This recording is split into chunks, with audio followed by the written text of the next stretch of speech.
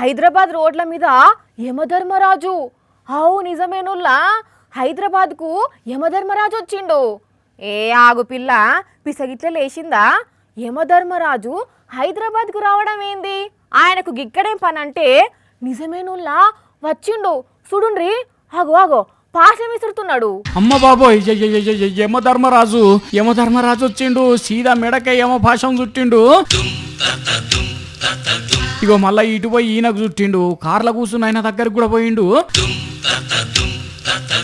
ఇదేంది అసలు యమధర్మరాజు భూలోకంలో తిరుగుడేంది? మీదికెంచి ఆయన చుట్టూ పోలీసులు ఎందుకు తిరుగుతున్నారు అంటే ఆయననే అడుగుదాం పట్టండి. చెప్పండి యమధర్మరాజు గారు, మీరు ఎందుకు వచ్చారు స్వామి హైదరాబాద్కు?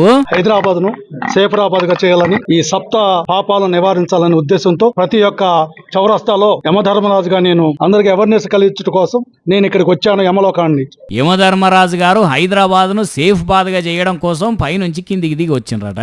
ప్రతి ఒక్కరు పక్కాగా హెల్మెట్ పెట్టుకోండి, సీట్ బెల్ట్ కూడా మర్చిపోవద్దు. మీరు రూల్స్ పాటించే వరకు నేను పట్నం రోడ్ల మీదనే తిరుగుతా అంటున్నాడు. సర్వేజన ఫౌండేషన్ వాళ్ళు ట్రాఫిక్ పోలీస్ వాళ్ళ సాయంతో ట్రాఫిక్ రూల్స్ మీద అవగాహన కల్పించడానికే ఇట్లా వేషం వేసిండ్రు. కానీ ఈ అన్న నిజంగా ఏముని లెక్కనే ఉన్నాడులే. జనాలు జర సీటు బెల్టులు హెల్మెట్లు పెట్టుకొని ప్రాణాలు కాపాడుకోండి, సరేనా?